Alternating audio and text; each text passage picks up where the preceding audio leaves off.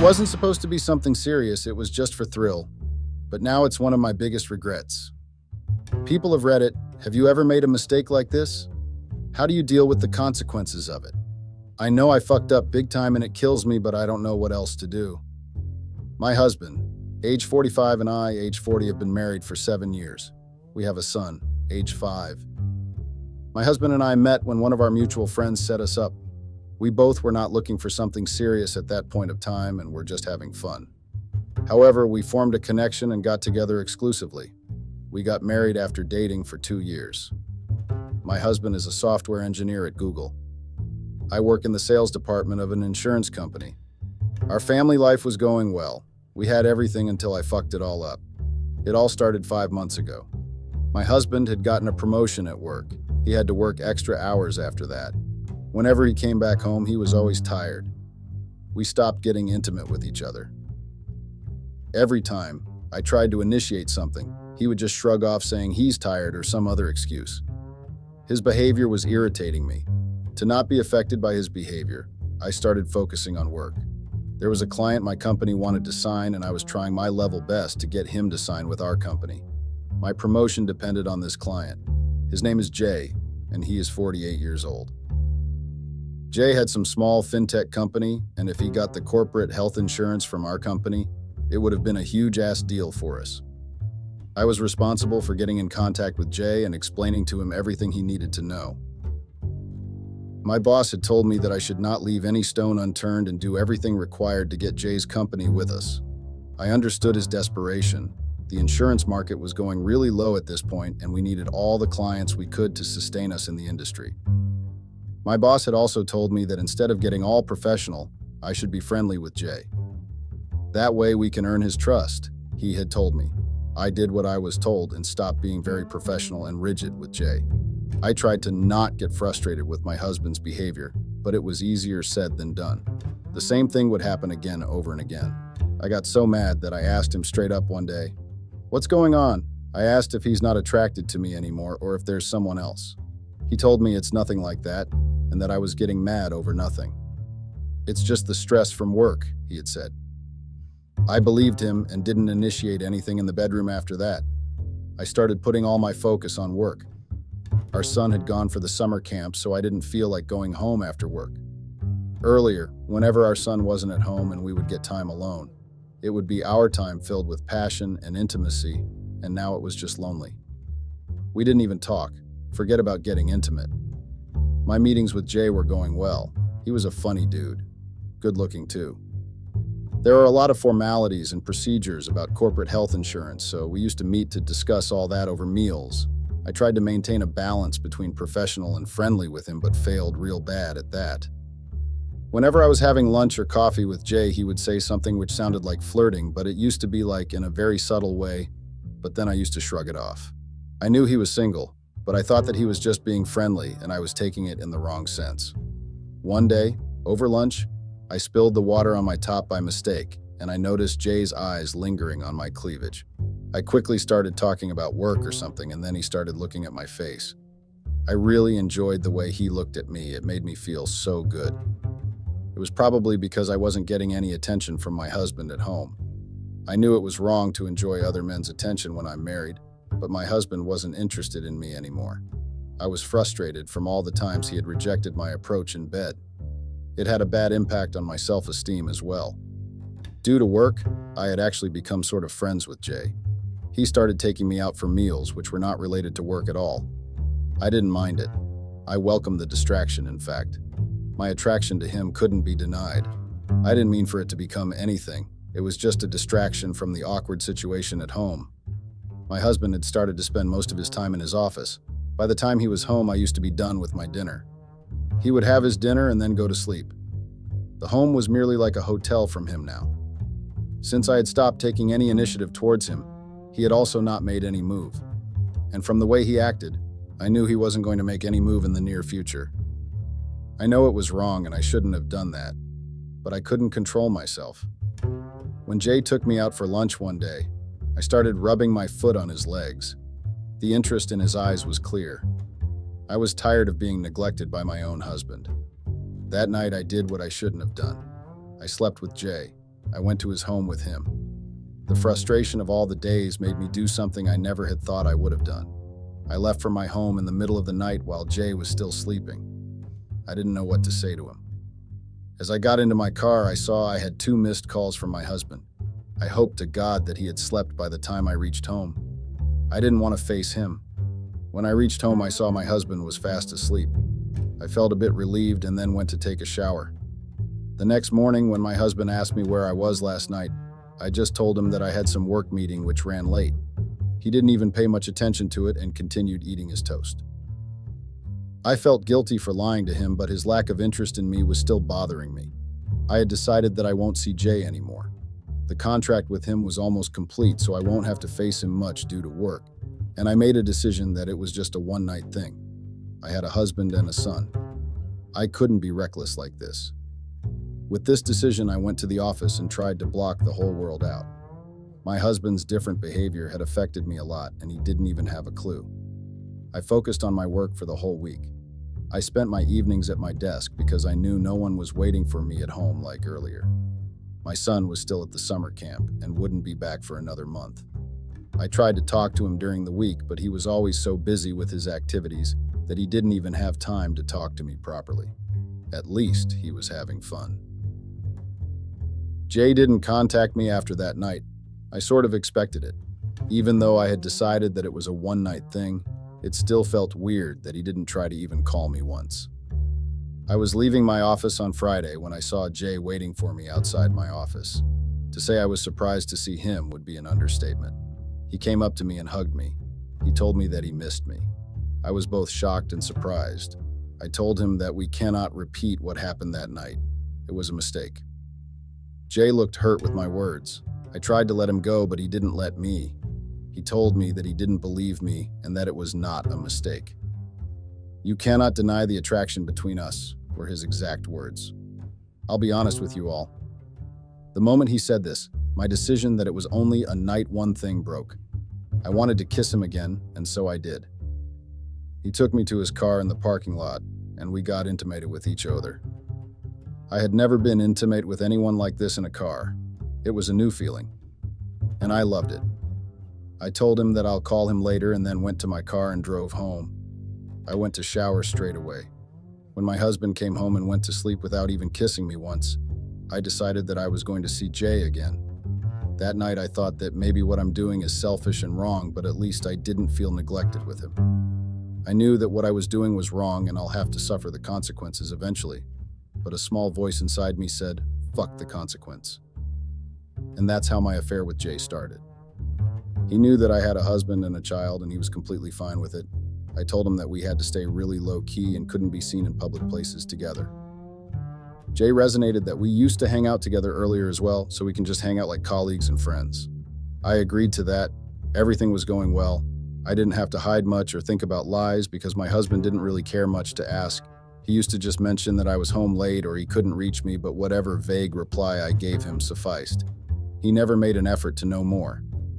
Even though it should be relieving that my husband wasn't suspicious, it felt bad as well. My husband wasn't suspicious, not because he trusted me, but because he didn't care to be bothered. I used to meet Jay in his home, or he would pick me after work if he was free. We used to meet for lunches and dinner as well. Sometimes we would get intimate in the car or in the elevator when there were no cameras. I had never thought that an affair with my client would be this thrilling, but it was. I had never thought I would get this feeling of adrenaline rush. I was so used to doing things in the bedroom that the thrill of getting intimate in public places and in cars felt too good to pass on. Being with Jay made me realize that I was missing out on a lot. I was finally finding the fun and thrill with Jay that I should have found with my husband. But beggars can't be choosers, so I took what I got and enjoyed it too. My son returned from his summer camp after 2 months. I had to adapt back according to his schedule as well. I got less time with Jay in the initial days, but then I tried to set things up in a way which would give us a lot of time together. There was no end goal of my affair with Jay. I didn't know how to navigate it. When I shared this with Jay, he calmed me down and told me that we don't have to think too far and that we can deal with one day at a time. It felt good to be assured like that. My husband had never assured me like that, mostly because he didn't have time from work. If I was honest, I couldn't blame everything on his promotion. Even without his promotion, he was always occupied with work. I was the one responsible for everything related to our home or our son when it was his responsibility as well. His promotion just pushed things to an end. Earlier, he would give me some time on the weekend or after dinner, but now that was over. It stopped bothering me after I started things with Jay. I was getting the attention in the bedroom and outside as well. Day by day, I was getting less and less affected by my husband's actions. It was clear that my husband didn't really care about me. I just refused to see earlier. He had not once tried to get intimate with me, not that I wanted it now, but still. It showed his lack of interest in me. I thought of getting separated from him for good, but I put the thoughts aside for our son. Even though my husband was a shitty husband, I know I was a shitty wife as well. He was a good father. He made sure that our son got everything he wanted, including his attention. It was a rare time where my husband would put the work aside. Every one of the times happened to be involved with our son. I couldn't separate my son from his father. I didn't want to be separated from my baby too. Joint custody was out of the box because I didn't want my son to shift from one parent to another. I decided to stay in marriage because of my kid. My love for my husband started vanishing soon. Only my son mattered to me in that house. I was finally happy after a long time. My work was going great. Things with Jay were going amazing as well. Things at home were the best they could be given the scenario. My husband continued to stay with his work. He would have not even noticed if I disappeared from his life. I used to spend my lunchtime with Jay so that I could head straight home after work to my son. Jay understood my situation and adjusted our meetings to whatever was convenient for me the best. He was so understanding about everything, it was insane. I thought everything was going according to what I had planned, but turned out that I was completely wrong. Everything had taken a quick and unexpected turn for the worst. One day, my phone fell down the stairs when I was leaving for lunch with Jay. I thought of getting it fixed later as I couldn't wait for longer to meet Jay. Jay asked me to go to his home with him. It was a Friday, so I was able to easily ditch the rest of the workday. I went to his home with him. I went home around 6, which was the same time I usually went home after work. My son wasn't at home like he was supposed to be. Only Beth was there. Beth was the nanny we had hired to be there with him after he came back from school till me or my husband got home. Beth told me that my son had gotten a high fever in school and had to be rushed to the hospital. His teacher had called me many times but couldn't get through. My husband picked up the call and was there with him in the hospital. I rushed to the hospital. It was because of my stupid phone that my son was without me in that hospital. I saw my husband sitting with our son while our son was sharing some story about his school. I rushed to my son's side immediately. He was feeling better then. My husband didn't ask me anything then. Soon, the doctor joined us and told us that my son had caught some flu and was fine to go home now. I took our son in my car to home while my husband said that he needed to get to the office as he left his work in a hurry to get here. I went home and put our son to sleep after feeding him. I made a mental note to get my phone fixed the next day itself. I went to sleep in my son's room that night. I got up in the middle of the night around 2 a.m. to find my husband standing by the door. He was staring at me. I got scared at first, but then realized it's just him and released a breath of relief. I saw that he was still in his work clothes and asked when he got home. He told me that he was just getting home and wanted to check on our son before going to sleep. I nodded to him. He then asked me where I was when the teacher had called. I told him that my phone broke down and that's why they were not able to reach me. He gave me a look like he didn't believe me. I pointed to my phone that was kept on the nearby shelf. Its broken screen was visible. He then told me that he knew I wasn't in the office. I called your office, but they told me that you had left for lunch and didn't come back, he told me. I was not surprised that he had called my office. It was sort of obvious. But I was so caught up with my son that I didn't think what to tell him. I just blurted about going to a meeting which ran late. He didn't give me any expression to tell me if he believed me or not. I hoped that he believed it, and then went back to take care of my son. The next day, I didn't go to the office to stay at home with my son, but I needed to get my phone fixed, so I left for a little while Beth was there with my son. I got a new phone as my phone would have taken too much time to get fixed.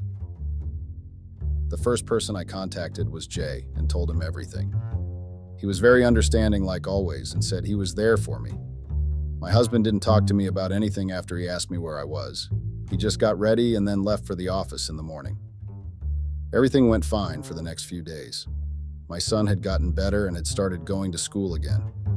I had also started going back to the office. I met Jay on my lunch breaks. One Friday, when I got back home, my husband was already there waiting for me. I was shocked to see him home. I didn't remember the last time he had come back home before me. I smiled at him and then was going to take a shower when he stopped me. He asked me where I was during my lunch break. I gave him a blank look and wondered how I knew that I had gone somewhere. He told me that he came by my office because he needed my signature on some bank documents. I told him what I had told him the previous time. He seemed like he believed me. He nodded and let me go. Before letting me go, he just whispered that he trusts me. The guilt those words brought to me cannot be described. I was having an affair behind his back, and this guy trusted me. I was so overwhelmed with guilt that I couldn't stop crying in the shower. He hasn't been a good husband to me, but I wasn't a good wife to him either. It felt so wrong to know that he trusted me when I was sleeping with someone else. I knew that I couldn't continue this. I had two options. Either I had to come clean with my husband and end things with him, or to end things with Jay. I knew I had to make a decision, and the thought of losing any of them brought more tears. Jay was a good person. He'd been so good to me. But there was no future for us. I couldn't just leave my son and my husband. I thought it was finally time to end this thing between me and Jay. I had made up my mind and decided that after the weekend was over, I would meet him again. It would be the last time I met him. Turned out that it was too late to make that decision. The next day was a Saturday, and I had plans of staying home with my son. I didn't know what my husband was up to that day. He never used to tell me anything after his promotion. He was mostly always working, even on weekends. My husband didn't go to the office and instead stayed home with us. It was quite a surprise. The day before that also, he was home before me. Something inside told me that something was wrong, but I shrugged it off, thinking it's just my guilt and fear of being caught. My husband sat with me in the living room when our son had gone to the park with Beth. He told me that he needed to talk to me. His tone was so calm and neutral that I didn't think he knew about Jay and me. I was wrong about that. My husband knew. He told me calmly how he's aware of my affair. He said that he had his doubts when I started coming home late, but he got his confirmation after our son was hospitalized. He told me how he used to come by my office at lunchtime and watched me getting in the car with Jay. He showed me the pictures of me and Jay he had taken on his phone. I couldn't lie to him anymore. There wasn't any point anyway. He had pictures of me and Jay kissing each other.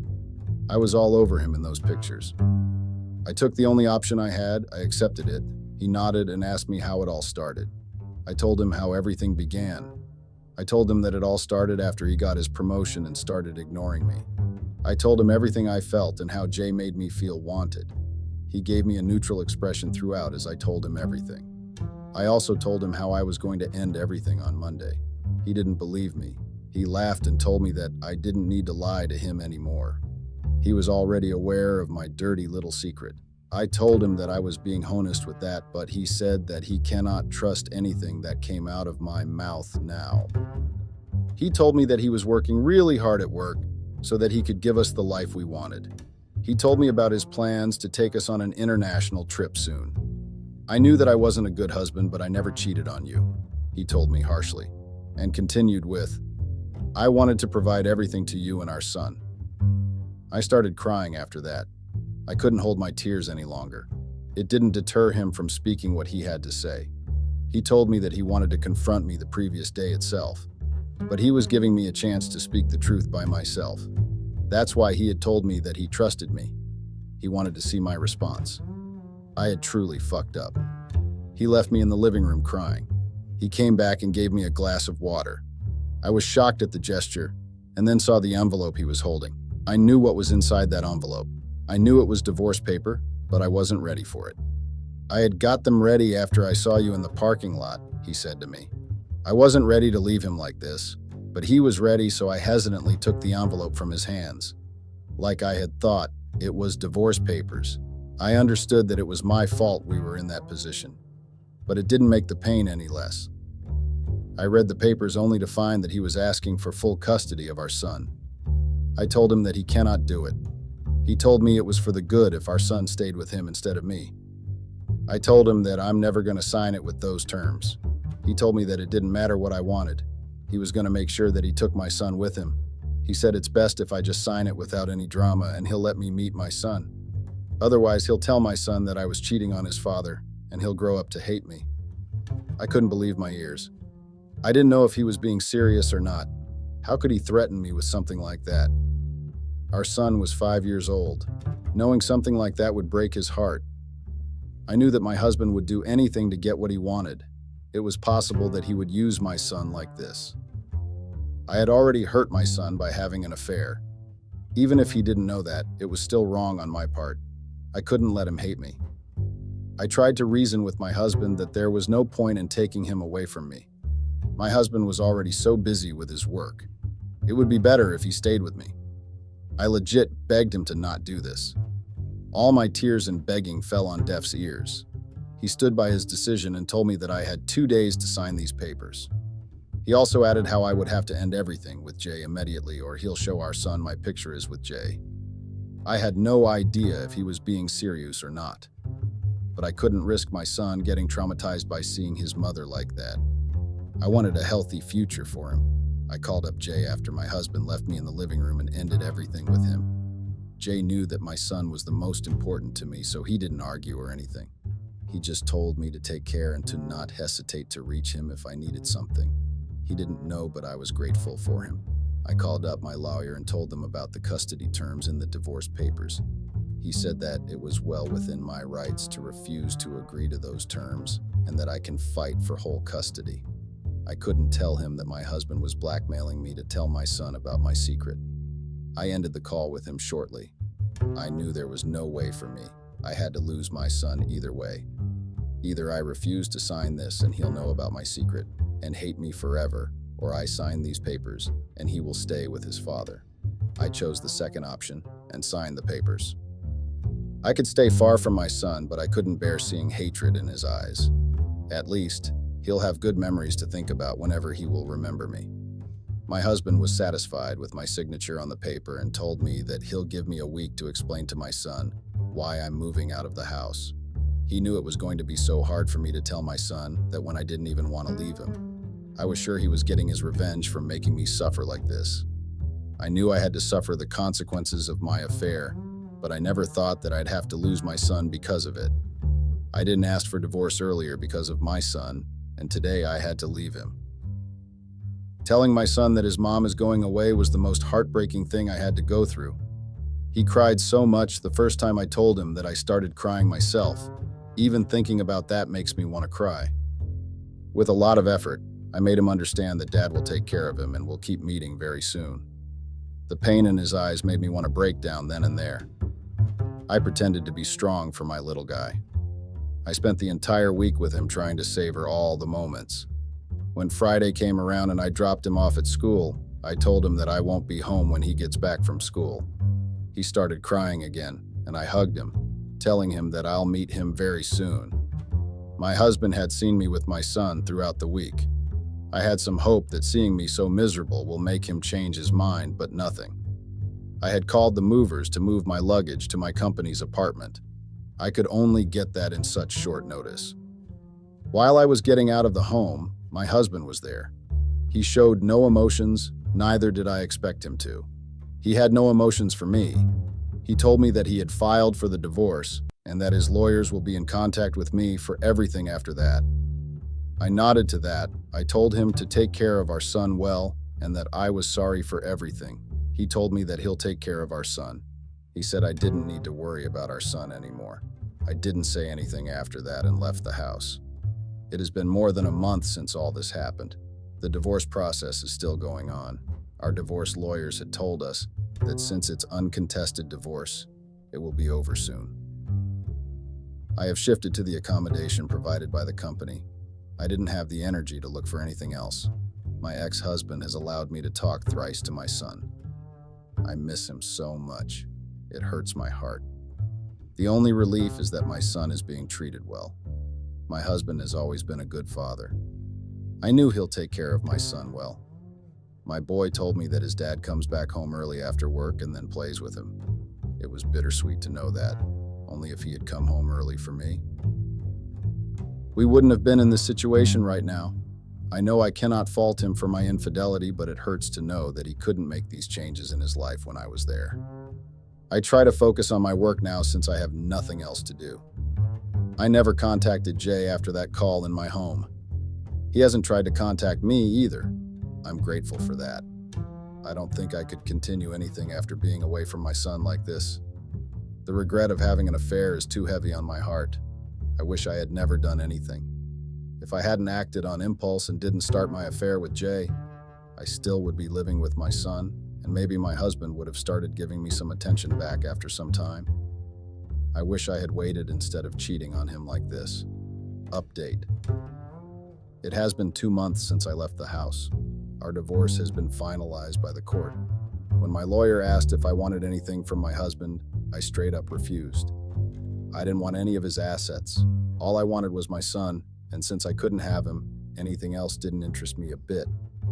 My husband has already moved on.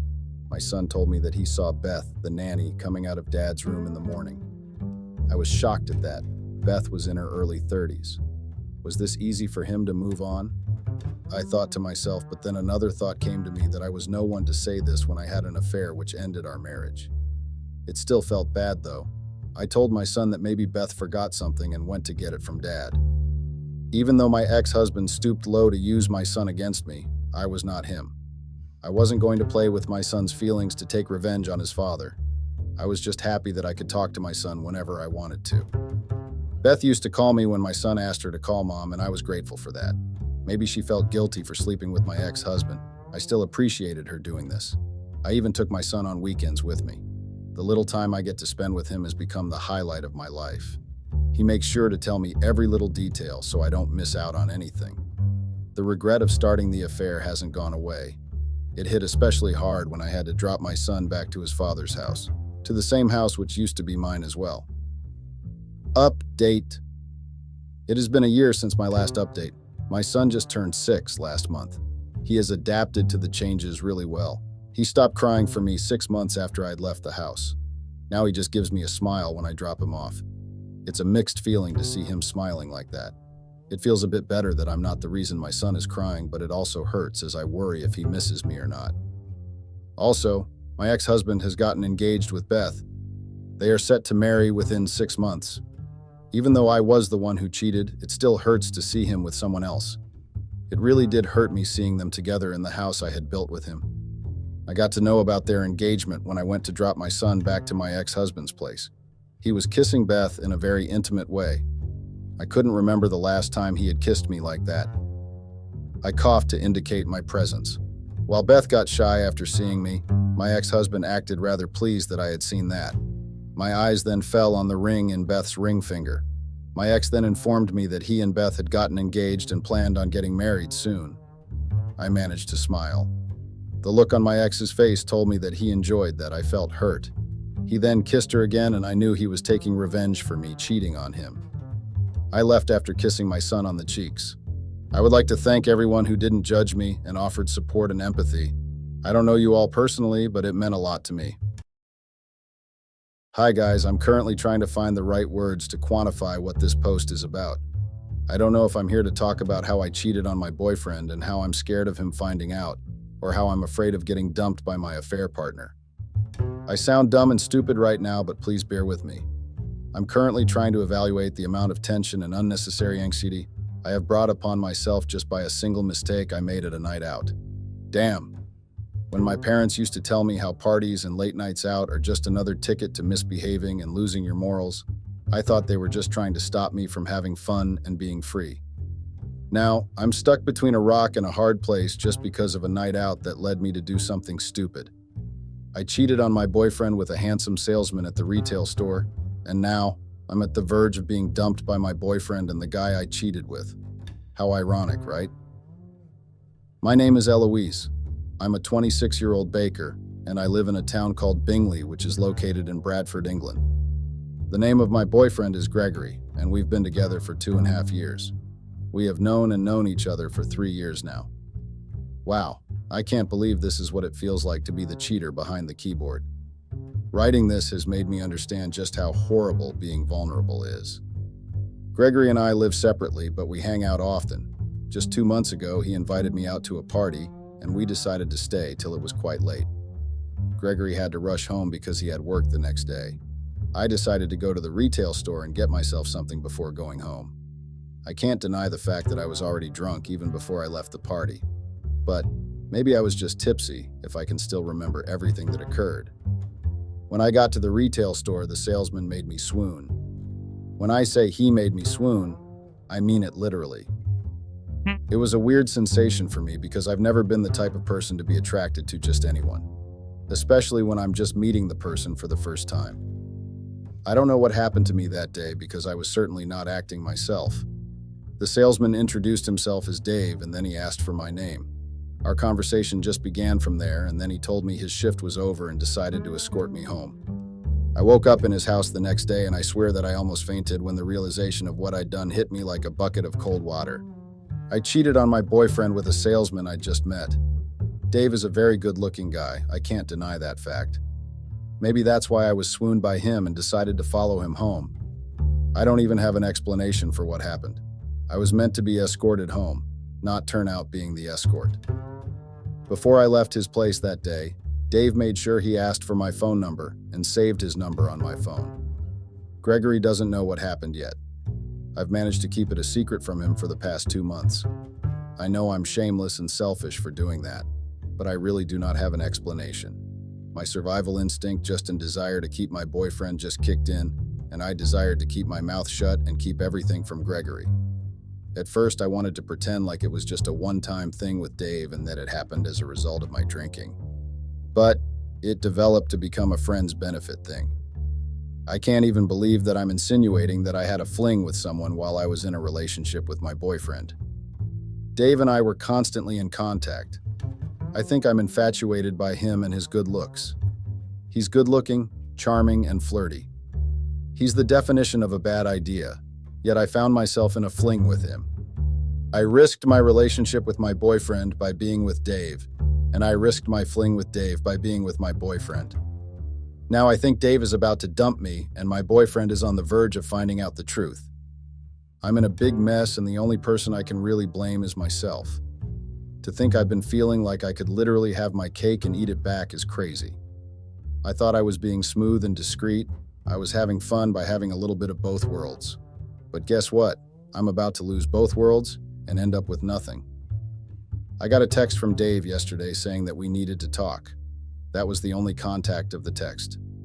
Before, Dave would check up on me regularly and text me with sweet words. Yesterday, his words were very plain and weird. I could tell that there was something wrong. There's also every possibility that Dave plans on breaking up with me. We're not really dating, but we have a thing going on. If Dave breaks up with me, I'm literally done for. How will I cope with my boyfriend knowing he could find out any time? I know how smart Gregory is. It's only a matter of time before he tells me he's been aware of my cheating escapes. Speaking about Gregory, I've noticed a lot of changes in him. He's been suspicious of me, but he doesn't just know how to admit it without being wrong. I'm sure he's just waiting till he has enough evidence so I cannot deny it. Now Dave wants to break up with me? It's not possible, and I cannot allow it. I don't want to sound violent and weird, but I have risked a lot to be with Dave. He asked us to meet tomorrow, and I'm most definitely ready to meet him. I suspect that he'll try to break things off. Please advise me, guys. I don't know what to do. I don't know what I'll do if Dave decides to break things off with me. Update. Hi guys, it's me again. I almost got dumped, but I made an escape. What can I say? Life seems to be turning against me with every single turn. Am I afraid? Of course I am. I don't know if I should watch my back or count my blessings because the discoveries I've made in the past 2 weeks are just shocking. I know a cheater like me doesn't really have the right to talk about loyalty and betrayal, but damn, I think I'll have to talk about it. So, I met up with Dave just like I said I would. Immediately, I walked into the cafe he requested us to meet at. I could just tell that there was trouble brewing in the air. He looked stiff and angry, and his facial expressions were just proof of what I'd been afraid of. I'd never seen him like that, and it bothered me a lot. I knew that my suspicions were about to become reality, and it took all the self-control I had in me for me not to run away. I just didn't want to hear what he had to say because I could just guess that none of it was going to be in my favor. Well, I was actually very right for feeling that way. Dave told me he needed a break and wanted to focus on his job. I had to ask him if he was crazy. Focus on his job? What job? Didn't he know he had a job before he took me to his house that day? I was very angry, and I did not hesitate to show him just how angry I was. Dave didn't wait to listen to me. He just left the cafe immediately and switched off his phone. I looked like a mad person that day because of the way I tried running after him.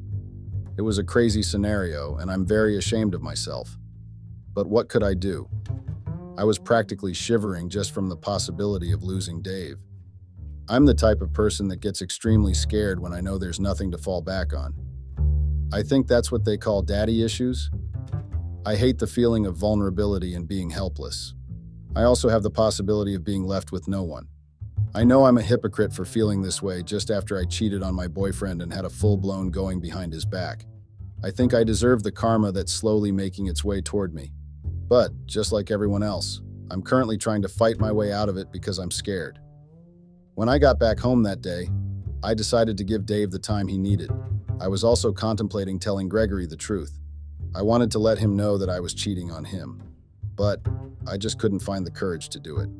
If I was asked who I'd choose between Gregory and Dave, I honestly know that Gregory is my choice. Dave is charming and all, but he's a flirt and a playboy who is never serious. The only reason I'm trying to hold on to Dave is because I definitely know that Gregory is going to dump me once he finds out that I cheated on him. I know that there is no possibility that he is going to forgive me, and that is why I am trying to make sure my relationship with Dave still stands. I know that what I am doing is called selfish, but I cannot bring myself to accept the fact that the person I put my relationship at risk for is planning to dump me. That is why I am trying my best to save at least one relationship. But it feels like the walls are caving in, and I know that the end of both relationships is here. Like I said earlier, I do not live with Gregory. We live separately, but we always meet up almost every day. I do stay with him during the weekend sometimes. I was not supposed to stay with him during this weekend, but I decided to give it a try since I am aware that a lot is going on. During those 2 days I stayed with him, I realized that I'm also on the verge of losing Gregory too. Gregory has become cold and aloof, and he was even showing obvious disgust for my presence at his house. One thing I don't understand is why Gregory and Dave seem to be acting weird at the same time. I am very suspicious of this, and I have even come to the conclusion that both of them are communicating. I don't think this is far-fetched, and I know that there is every possibility that they both came together and decided to teach me a lesson. Gregory even decided to stop calling me like he usually did. Forget you usually. Gregory has stopped calling me at all. Even the normal text messages are now forced as I am the one trying to make conversation. My 2.5-year relationship is slipping off my fingers and there is nothing I can do about it. It will really hurt me if I realize that both of them planned this together and figured out that I was dating both of them, so they decided to have a bro thing. Dave is aware that I am in a relationship, and he has been aware since the very second day we started this thing. I told him I had a boyfriend and that we were kind of serious, and he told me that he was not going to judge me for that. I believed him. I actually stupidly believed him, but now I am in a position to doubt every single thing he told me. The only reason I kept saying Dave even after I realized that I was literally cheating on my boyfriend is because of his charming ways. I don't want to sound vain and partial, but Dave has a way of acting all charming, nice, and welcoming, and that is the reason I fell right into his trap. If I find out that Dave has anything to do with Gregory's sudden distance, I don't trust what I will do to him. I swear that there are many instances when I wanted to tell Gregory the truth, but Dave has assured me that there was no need. I know that the relationship is between me and Gregory, and not Dave and Gregory. I should have listened to myself and not taken his advice, but it is always easier for cheaters to take the easy route out, and that is a mistake I made, and that is why I am regretting it right now. I'm going to keep you all updated on what happens next, and I honestly hope that it is something positive. I know that the truth is eventually going to come out, and all I'm trying to do is just try to make it wait longer. I'll update you all in a week or two. Bye. Update 2. I got dumped, guys. I assure you that you made no mistakes. You read that right. I knew that it was just a matter of time and this was going to happen eventually, but I did not know that it was going to be this soon. I've always imagined what it would be like for the truth to get out and for me to receive the heartbreak text or speech from Gregory.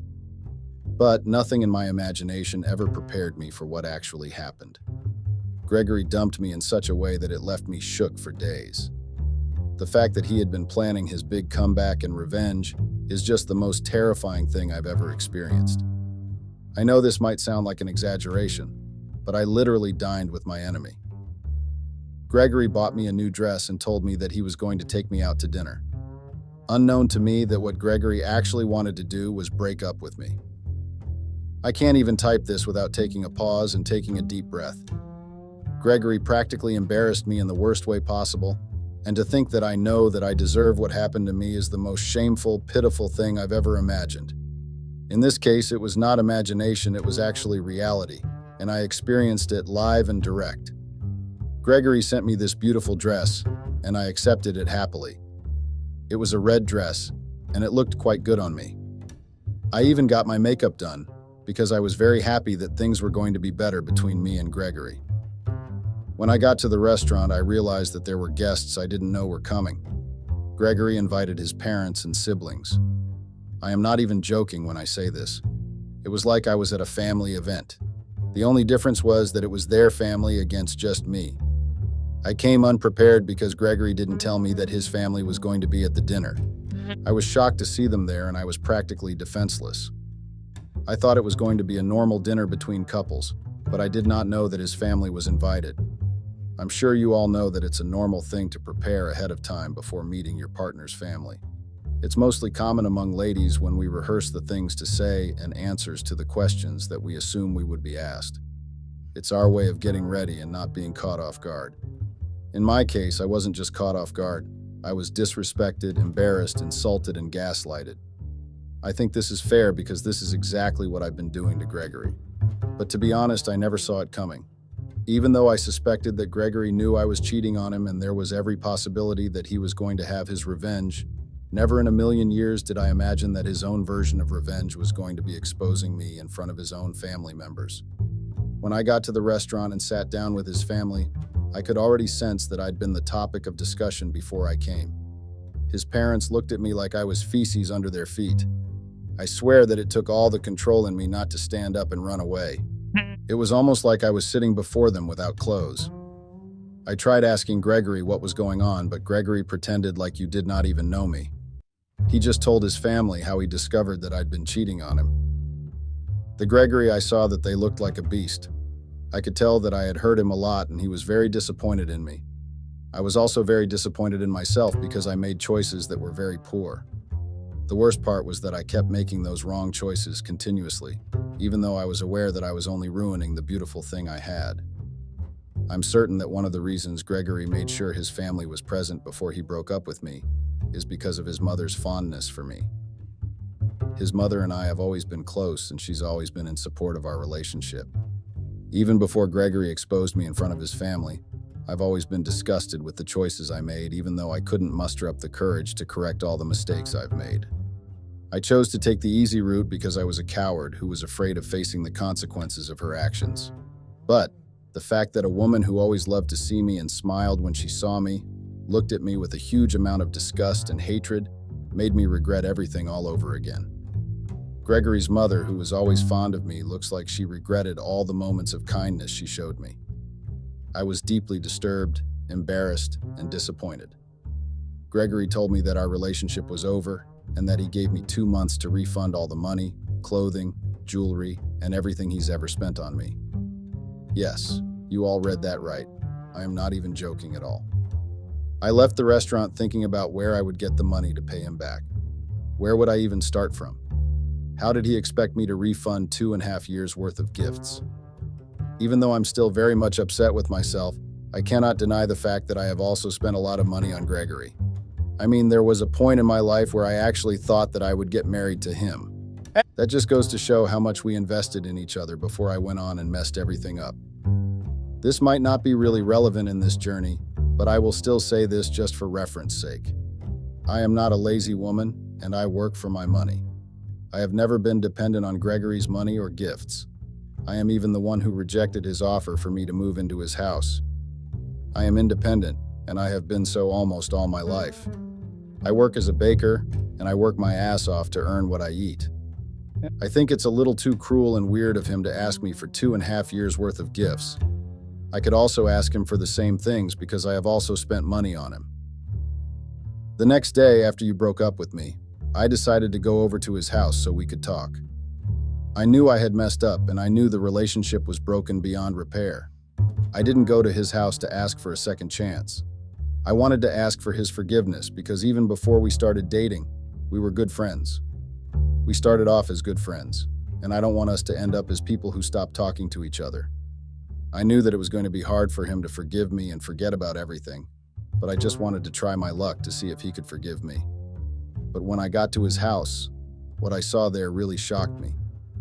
My best friend was at his house and they were making out before I stepped inside. Can you imagine the level of betrayal I felt? She was someone who was very aware of the dynamic of the relationship I had with Gregory and Dave. She was my very close best friend, and I told her everything about the relationship. Even when I first cheated on Gregory and was very scared, she was the first person I spoke to. I felt very guilty, and I needed someone to talk to, so I spoke to her because I thought I could trust her. But at the end of the day, I realized that she was just a green snake in the green grass. She literally listened to me talk about my problems only for her to go behind my back and date my boyfriend. I realized that there was every possibility that she had been visiting Gregory even while we were still together. It dawned on me that she must have been the one to have told Gregory the truth. I know that after what I did to Gregory, I do not deserve any form of loyalty from anyone. But it still hurts me to see my own best friend with my ex-boyfriend. What even hurt me the most is the fact that she listened to me when I told her how I felt. The fact that she encouraged me not to tell him the truth is even more alarming. I'm even the bigger fool for listening to her advice and not doing what was right. She had her own bigger intentions, and I was not smart enough to realize it at the time. When I walked towards them and made my presence known, I did not see any form of guilt in her eyes. She even had the look of victory. It's the kind of look that told me she had been planning everything for a long time. A part of me wanted to be angry and even physically hurt her, but I knew that it was just my karma that got me hard. If I didn't cheat, she would have never had the opportunity to even dream of entering that living room. But I made the mistake of being unfaithful, which meant that I opened doors for anyone to enter into the relationship. Gregory practically sent me out of the house immediately he sighted me. He didn't even wait to listen to the things I had to say to him. I came to make peace with him, but it was obvious that he was not even interested in listening to me. I honestly tried my best, but all efforts proved to be in vain. I had no choice than to go back home. I knew that there was no use trying to make peace with someone that despised me. But I am smart enough to know that I deserve everything Gregory did to me, except the part where he asked me to refund his money. I am not going to refund anything because I never asked him for gifts. Everything he gave to me, he gave out of his own free will, and I did not force him. Even the dress he bought me for dinner was his own decision. I've also spent substantial money on him, and I don't think I plan on getting it back. So even though that chapter is painfully closed, I made it clear to him that I do not plan on refunding any money to him. Now guys, you might think that my misery is over, but it literally started from there. I got a text from Dave yesterday stating that he wanted to see me urgently. Dave and I have not been in contact since that day when he told me he needed a break. I tried reaching out to him, but it appeared like he blocked my number. Now that I got that text from him, I know that it can only mean that our relationship might be coming to an end.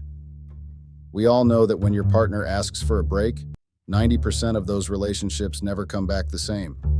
I don't even really think I'm interested in a relationship with Dave. I'm just not ready to buy the idea that I will lose both relationships at once. It's a truth I am not yet ready to accept, and that is why I am ready to do my best to save my relationship with Dave. The thought of how much being with Dave cost me in my long relationship is making me scared of losing my relationship with Dave. I'll feel even worse if I end up losing the relationship I have with Dave. It will mean that I put everything at stake just so I could end up with absolutely nothing. That is why I am literally here praying and hoping that Dave will only bring good news when we meet. I just hope that my relationship with Dave ends up being among the 10% of relationships that survive breaks. All I can do is hope. I'll be making an update to this post as soon as I can. I have accepted to meet them in the next 2 days. Whatever happens, I'll be sure to let you all know. Till next time. Update 3. I got dumped again. Yes, you read that right. I got dumped for the second time. I can't believe I'm here again with the same unfortunate experience. When I told you that I was hoping and praying that my relationship with Dave was safe, I was not joking at all. But it seems like karma really decided to make sure it's finished its work. I don't even know where to begin this similar breakup journey from. Dave actually broke up with me. Even after all the hopes I had, I was crushed yet again. If this isn't my story and it didn't happen to me, I'd not believe this even if I read it somewhere else. How can I get dumped twice back to back? It happened in literally the same period of time. I didn't even have the time to gather my thoughts and heal from the breakup with Gregory. Dave decided he couldn't wait any longer, and so he broke up with me. I guess 2 times the charm, right? Wow. I cannot believe that this is me. Dave invited me to his house just so he could break up with me. That day I got dressed and even took extra time to bake a cake for him. His birthday was a week before, but I couldn't bake him a cake because we stopped communicating. I decided to use that opportunity and get him a cake. But trust me, nothing prepared me for the aftermath at all. I know some of you might say I am shameless for baking a cake for Dave just after I broke up with Gregory. Well, there's nothing I can say to that. I don't think it's right for me to keep dwelling on the past. Gregory literally moved on with my best friend. I knew that there was no chance of us getting back together. In my stupid mind, I could try to save the going I had with Dave. I thought it was the right thing to do.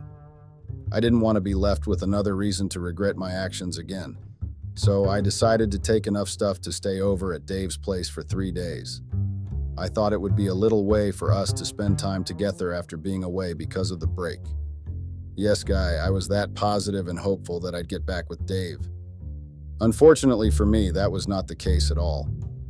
I would have really appreciated it if Dave had just made his intentions known to me from the start. Instead, he decided to play dumb and go along with all the preparations I'd made. This even went as far as welcoming me in the sweetest way possible. He was so happy to receive the birthday cake, and he devoured it like it was a freaking buffet. Believe me when I say he devoured it, because he really devoured it. I was very happy to see how excited he was, because I believed that that was a sign that we were going to get back together. He made it seem like he was back to his normal charming self with the way he flirted and joked. I actually believed everything and did not know that it was all just a facade. The first day and slept over, I forgot all about the pending problems and just tried my best to have fun.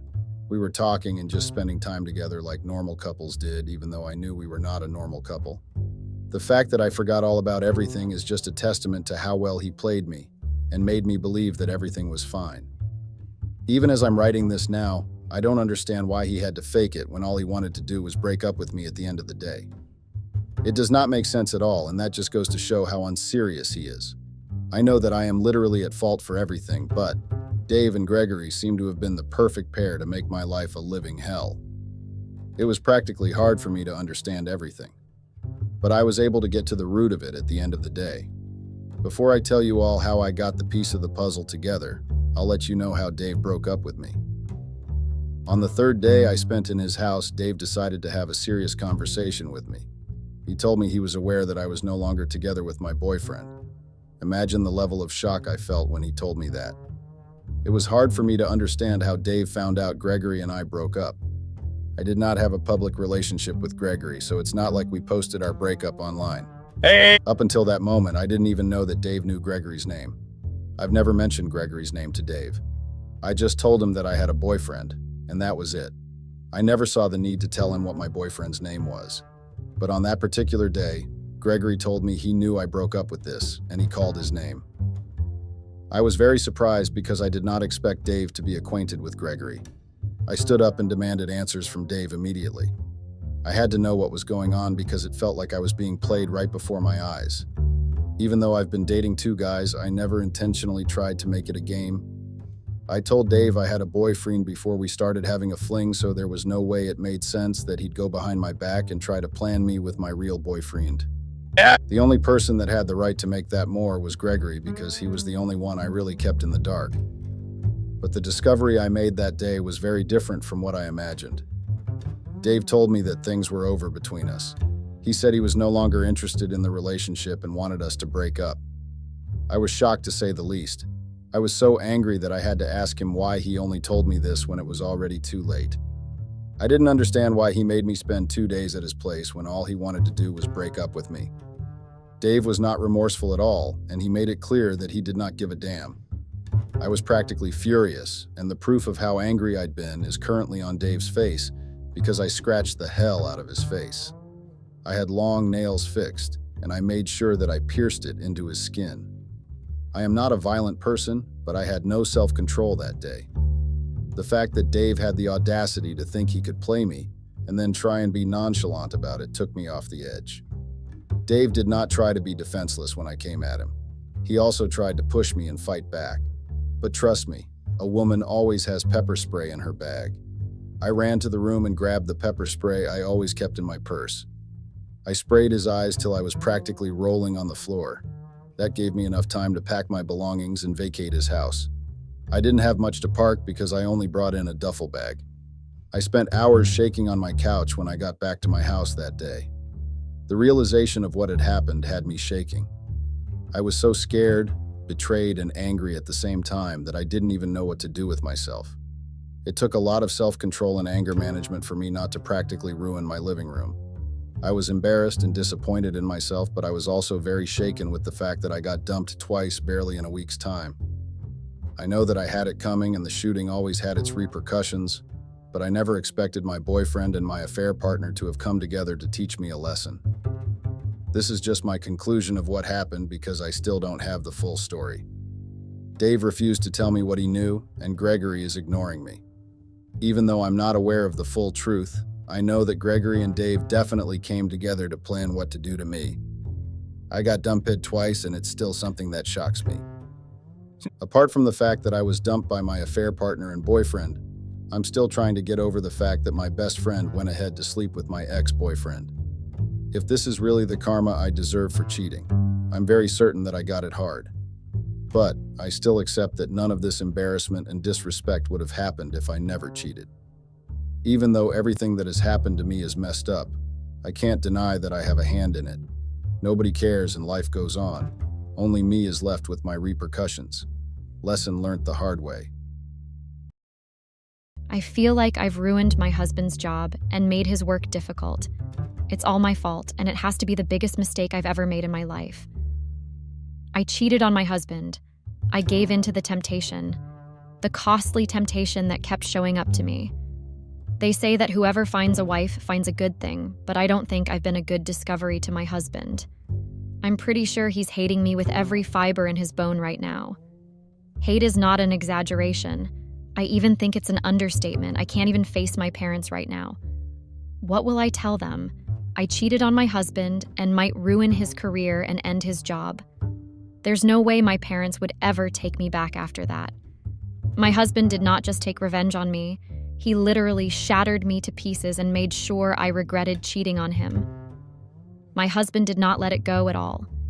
He has ruined me in so many ways that I cannot even begin to describe the level of pain I feel. He made sure that he left no stone unturned. I am only realizing now that I have been through a whole lot.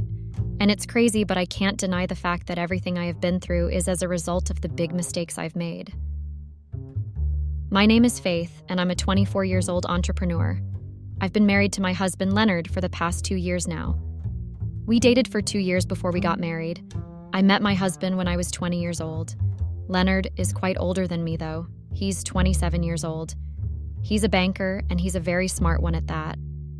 Leonard is very hardworking, and I don't ever want to miss the chance of bragging about that. That's why the consequences of my actions are finally dawning on me, and I've realized that cheating on him has to be the worst mistake I've ever made. Cheating on Leonard wasn't an accident. I'll be the world's biggest liar if I come here and lie that it was an accident and I didn't know how it happened. I know exactly how everything happened, and that's why I'm currently disgusted at myself. It's normal for human beings to do things consciously, then regret it all later. I'm not different, and that's why I've come to share this big mistake with everyone. For the past 2 years of my marriage to Leonard, I've been myself, and he's been himself. We never let our work disrupt our marriage, and we always show up and show out for each other. Ever since I married Leonard, I've actually never met his boss until a few months ago. Sure, I've been to his workplace a couple of times, but I've never met anyone in particular, and he never bothered introducing me to any of them. I can't be the only one who's not familiar with everyone at my husband's workplace, right? Exactly 7 months ago, Leonard was invited to the end-of-the-year party his bank was holding. He asked me to be his +1, and I said yes in a heartbeat. I didn't want to ever miss a chance to support him. While we dressed up and chatted happily, I would have never guessed that the end-of-the-year party would be what caused my marriage doom. I had no idea that I was walking right into a trap. If I had known, I would have never gone to that party. Leonard bought me a nice dress and a pair of shoes. The color theme of the party was wine, and I didn't really have anything appropriate in that color, so he bought me something to wear. My sister is an upcoming makeup artist, and she's the one that helped me with my makeup that night. I feel like shouting her out, but I want to keep our identities a secret as much as I can. When Leonard and I arrived at the party, it was a lot to take in. I never really expected a bank's end-of-the-year party to be as extravagant as that one was. The mood was nice, and Leonard asked to properly introduce me to his colleagues. Before, I'd only come to his workplace once in a while and randomly greet anyone I came across at that particular moment. I felt excited to meet my husband's colleagues because he always told me so much about them. He introduced me to his friends first. They were very nice and welcoming, and most of them even told me just how smart my husband is. I felt like a proud wife that day because they were definitely telling the truth. Before Leonard could introduce me to his boss had something to attend to do. He left. Leonard and I just went around testing the cocktails and tasting the finger-licking food. I even forgot all about the person my husband wanted to introduce to me. But sometime into the party, his boss walked up to us and apologized for not being able to speak to us earlier. We didn't have a problem with it at all. Before I go on, I'd like to properly state that my husband's boss is actually not one of the owners of the bank. He's just the head of the department my husband works at in the bank. His name is Raphael, and he's 30 years old. When my husband introduced us, I didn't see it as a big deal, and I didn't take interest in him at all. Of course, I noticed that he held my hand a little longer than expected, but that was the only thing I'd noticed that was unusual. He didn't even stand with us for long before he left. My husband always talked about his colleagues, but he never really bragged about his boss, so I imagined that they didn't have a relationship outside of work. We went on with the evening and had as much fun as possible. I didn't see Raphael after that, and I honestly didn't even remember I met him. That party and our very first meeting was extremely insignificant, and it's not an understatement. There was nothing out of the ordinary that happened. The real drama started weeks after the first meeting with him. After the party, Leonard and I went home and chatted about everything that happened at the party. That's how we usually acted after every event we were able to attend together. Days after the event, I forgot all about the meeting and the party itself. Life went on as usual, and I focused on my business. As an entrepreneur, I find myself indulging in any business ideas I get. I like the concept of earning money and doing something productive. My best friend and I co-own a salon, and that has to be one of the most important businesses I indulge myself in. One day, I got an unexpected visitor. When I say unexpected visitor, to know you guys might have guessed right already. Raphael came to the salon. I didn't even take note of him or recognize him at first. I was busy with a customer, but my best friend came to meet me and said we had a customer who claims to know me. I got curious and decided to go see who she was talking about. I was very surprised to see my husband's boss, Raphael, with the young lady. I was very surprised, and I even had to do a double take because I could not believe my eyes. He introduced himself again and asked if I remembered him. I told him I did, and that was when he asked me to give him a minute of my time. I didn't know how to act because it felt awkward to be interacting with my husband's boss without him around. It was even more awkward because I only met him once. When he pulled me to the side to have a conversation, he told me that someone recommended him to come to my salon. I did not really understand how he suddenly got a recommendation to come to my salon and how he knew that I was the one that could own it. I got curious and asked him who had directed him to my salon. He just told me that he always heard from my husband that I owned a salon. To be honest, the whole conversation was awkward because I did not know how to address Raphael. After the awkward conversation and telling me how important business is, he told me that the young lady he brought with him was his niece, and she needed to have her hair done. He said he'd been looking for a salon where he knew someone, so he could drop his niece off and be rest assured that she would stay and have her hair done. According to him, his niece was quite rebellious, and she often ran away when he left her at places. That's why he decided to bring her to my salon when he found out I had a salon. I honestly found his explanation weird, but I needed to make money and had no problem with babysitting a teenager. I agreed to make sure she stays till he comes to pick her up after work. That was the arrangement we made before he left. My best friend got his niece's hair done while I focused on the customer I'd been working on before. Barely 4 hours later, he was back again to pick up his niece. He thanked me and said he was very grateful. I found his pleasantries weird because it was not a big deal that I let his niece stay at the salon for that long. Many people did that before and it was never a problem, but I accepted his thanks and told him that it was not a big deal. I just labeled the incident as pure coincidence. I did not want to think much about it because it was not a big deal. My best friend and I were actually happy because we felt like our salon was popular, lol. Only if I knew that what I thought to be a coincidence was not even a coincidence at all. When I got back home that day, I contemplated telling my husband what had happened. It was not a big deal, and I always had customers at the salon, so I didn't know if it was necessary to tell my husband. But after some time, I decided it was best I tell him so that he could thank his boss on my behalf. I wanted to properly thank him for patronizing me, and so I decided to tell my husband. When I told my husband, he did not see it as a big deal either. He told me that he had mentioned that I owned a salon at work many times, and maybe that was why his boss decided to patronize me. He agreed to thank him on my behalf, and that was it. Life went on, and I focused on my business as usual. But 2 weeks later, I got another unexpected visit from Raphael. He came with his niece again, and this time he said he wanted to get her hair washed. I thanked him for coming again, and then I washed his niece's hair. Unlike last time, he actually stayed till I washed the hair. I did not expect him to stay till I finished working because I expected him to go to work. I was curious, but I did not bother to ask him the question. I didn't want to intrude, and I was still very formal with him because he was my husband's boss.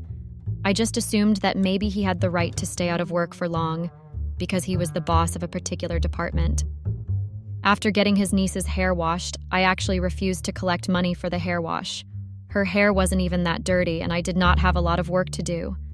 I just thanked him for coming, and then I decided to help his niece braid her hair into 2 pieces. He was not ready to accept my kind gesture, and he said business was business, and there was no need to give him a discount. I said I was just doing it because his niece did not have very dirty hair, and I barely did anything. He finally accepted the gesture and left with his niece. After he left, my best friend actually sat me down and told me that she had a feeling he was just looking for an excuse to come see me. I took everything she said as a joke and said it was inappropriate.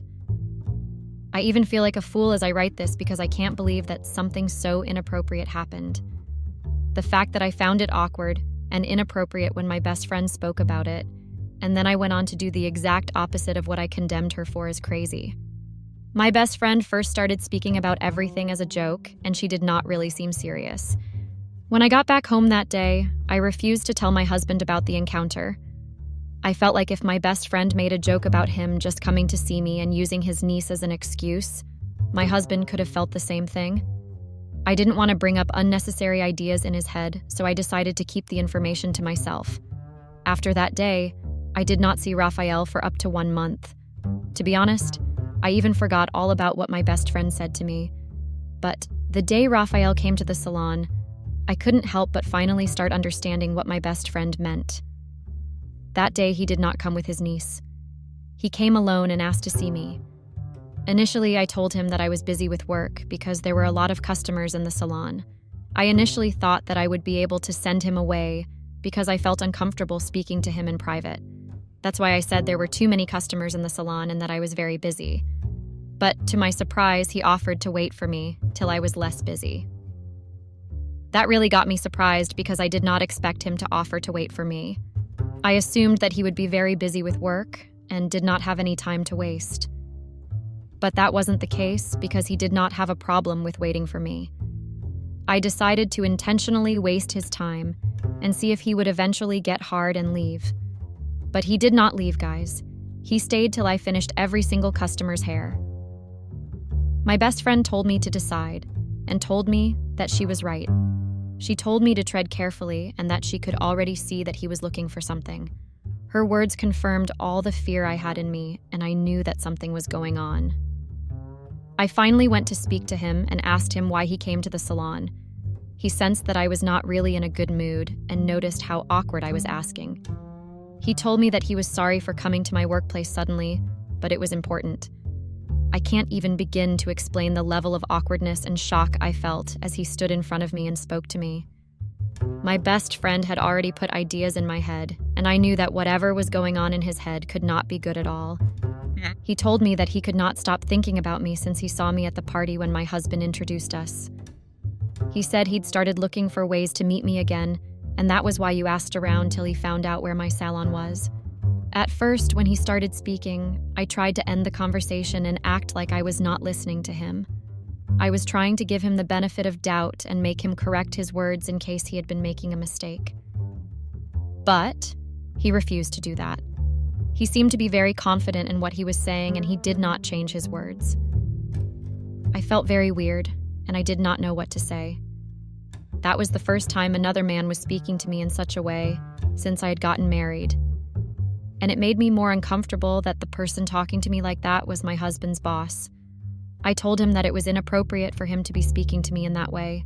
I said I would pretend like I did not hear everything he had said and pretend like you never came into the salon that day. That's what I told him, guys, because I did not want to disrespect my husband. But it seems like I ended up disrespecting me in the worst way anyway. Even after what I said, Raphael did not make a move to leave. I asked him to live politely again, but he refused. The only way I was able to make him leave was when I threatened to call my husband. He left immediately, but not after giving me his business card. Even though everything was surprising and it all felt like a bad dream, I knew that there was not anything good that could come out of entertaining Raphael. He was just infatuated and wanted to use me as his way of entertaining himself. I'd seen many movies about such situations, and I didn't want to fall prey to it. That's why it even hurts me most, now that I ended up falling prey to it, even after all the ways I tried to resist. I don't know how to tell you guys what I did when I got home that day. I know I will be judged and called several names, and I honestly do think I deserve it. I didn't tell Leonard what happened at the salon. It was mainly because I knew that telling him would raise his suspicions. I found it very embarrassing and awkward, and I didn't want him to have a bad working environment at work. That's when I realized that Raphael knew very well that I would never tell Leonard what he did, because I knew that he was Leonard's boss at work. He knew that I would try to protect Leonard at work, and that was why he was very confident. And I don't want this to get so long, so I'm going to start telling you all everything in the most flashy way possible. After that day when Raphael told me his intentions, he kept coming to the salon every week. It was a very consistent visit, and even my best friend noticed. She advised me to talk to Leonard about it, but I refused. I chose to keep quiet about it. Maybe I actually liked the way he kept coming to the salon. I'm very ashamed of myself because I refused to tell Leonard about any of it. I just kept entertaining the visits and pretending like I did not notice any of it. My best friend warned me several times, but I refused to listen to her. So guys, Raphael did not just come empty-handed. He kept coming with gifts and several things. I don't know why or how they decided to be consistent. Less than a month after he started coming to the salon consistently, I foolishly started making conversation with him. Because I also work on the weekends at the salon, Raphael was able to come to see me on the weekend because he was not at work. Whenever he came over, we would spend hours chatting about random things. I didn't really know what I was even doing. I can't deny the fact that I kept indulging him in several ways. Weeks after he started visiting and I started indulging him, he started inviting me over to his house and I went. I never told that my husband noticed anything. I'm very ashamed of myself, and I can't believe that I stooped so low. It was the only one of those visits to Raphael's house that things got to another stage, and that was when I officially cheated on my husband. Immediately it happened. I finally got to my senses and ran out of his house. I was so disgusted with myself that I took several showers after getting home. I felt like I committed the most outrageous thing, and in a way, that is the truth. I cheated on my husband with his own boss. There's nothing I could say to justify what I did, and that's why I know that I got everything I deserved. After the incident at Raphael's house, I stopped going to the salon for almost 1 month. I blocked his number and tried my best to avoid anything related to him. I didn't even let my husband touch me for days because I felt very guilty. It was very bad, but I am sure that I deserved everything. The guilt I felt was just the tip of the iceberg. The revenge that my husband ended up taking has to be the worst. He did not let me go easily, and he got a very bad revenge. I know that I shouldn't have expected anything less. I know that I had a very good marriage and there was nothing wrong with it. For the longest time, I kept on asking myself why I did what I did. I don't know what led me to do it. I held out for a very long time and I did not want to give in, but I ended up giving in. Even when he started coming to the salon regularly, I just kept telling myself that it was a temporary thing and I was just trying to keep myself entertained. But now I know I have just been making an excuse to lead myself into cheating on my husband. I've been slowly giving in without even knowing it. I acted like it was just a temporary thing and I was just trying to humor myself, but it was all a lie. I can't keep lying to myself and pretend like I did not know where everything would have ended up. Why else would I entertain a man that clearly told me that he had feelings for me? I'm not a child, and I obviously knew that there was something you wanted from me. And I foolishly ended up giving to him at the detriment of my marriage, self-respect, and loyalty. Even while I was burying myself in my self-guilt and self-pity, I never imagined that my husband was aware of everything. I didn't know that he was aware of everything that had been going on. I thought that I was leaving him in the dark and that he would only know when I finally confessed the truth to him. I will be completely honest, because I am not trying to sugarcoat anything. If I am asked whether or not I actually planned on telling my husband the truth, I'll honestly say that I never thought of it. I knew that the truth would eventually come out one way or another, but I never really had the courage to tell him. That's why I know that I deserved everything you did to me. I kept lying to his face and pretending like everything was okay. It's even more scary that my husband knew the truth and found out on his own that I cheated on him with his boss. If you are wondering how he knew and how I found out that he was aware, I'll tell you now. I remember telling you at the start of this post that my husband is a very smart person. When I told you all that, I meant every word of it. He's very smart and attentive towards his environment, and there is no way you can hide anything from him. He notices every little detail, and that's how he was able to discover that something was wrong. Exactly 2 months ago, I got the shock of my life when Leonard did something very outrageous. Like I told you all, Leonard is a banker, and it only makes sense that I would save my money in the bank he works at. He's also the one that does my taxes for me and sorts everything out. Everything regarding my finances is done by my husband because he's a banker. Lol. I just stupidly made sure he was in charge of everything. He's even the one that helps me save. When I first got married to him, I was a very reckless spender. I'm not trying to say that I earned a lot of money. I ain't just the normal income, but I was a very reckless spender and I bought everything I saw. But when I married my husband, he started teaching me the art of saving. He taught me about finances and how to be a better entrepreneur. His advice really helped me, and that is why I started making him in charge of most things regarding my taxes and savings. Call me stupid, but there were even times when I would keep my money with him in case I was tempted to spend it. I was never worried because he had his own money, and he always returned it to me when I really needed it. Sometimes he would even reward me with some money when I saved a lot of money. I never imagined that the mutual trust we had would end up making me lose everything. I suddenly got a huge debit all right one day.